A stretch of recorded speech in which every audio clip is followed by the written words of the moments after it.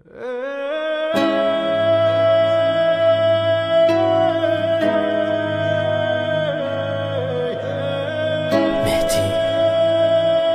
جهانی دانشمند. فکر میکردم اون یه ذره آدمه، رفت و تنها شد دلم یه عالمه. البته تا اون جایی که یادمه، هرچی خوردم از این دل سادمه. من خسته شدم از آدما و تنهاشون، خسته شدم از اومدن و رفتناشون، خستم از خیابون و پیاده روهاش، ازت که خواسته بودم مراقبم باش. تنام چقدر سرده بی تو، تو رو میخوام پر از عشق سرده چشمام. چقدر تنهام چقدر سرده بی تو دستام. تو رو میخوام پر از عشق سرده چشمام. هنزفیری تو گوشمه، یه کوله رو دوشمه، یه پیرن سیام تنم همونی که همیشه میپوشمه. نمیدونم کجای شهرم، تو کوچه ها سرگردونم، به امید این که تو رو ببینم تو سرمو برگردونم. ولی حیف تو اینجا نیستی، مگه تو همونی نبودی که میگفتی پام نیستی؟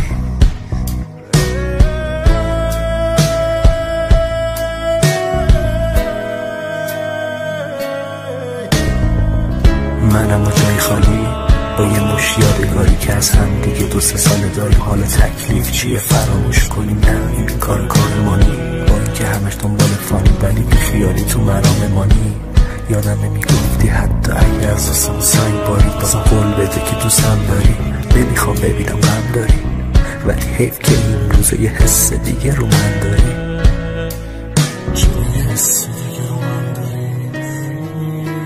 خسته از این همه کشیدم، نصف شب از خواب پریدم. تو بی خیالی ولی من عاشقتم هنوز شدیدم. بارون و ترم هتفون و هرم، چرا تو بی من نمیشی دلتم؟ نگام هر شب به آسمونه، بی تو کلافم پر از بهونه.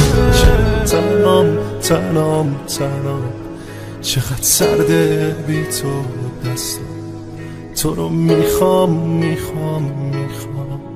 پر از عشق سرده چشمام. چقدر تنهام چقدر سرده بی تو دستام. تو رو میخوام پر از عشق سرده چشمام.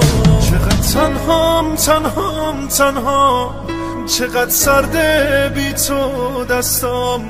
تو رو میخوام پر از عشق سرده چشمام.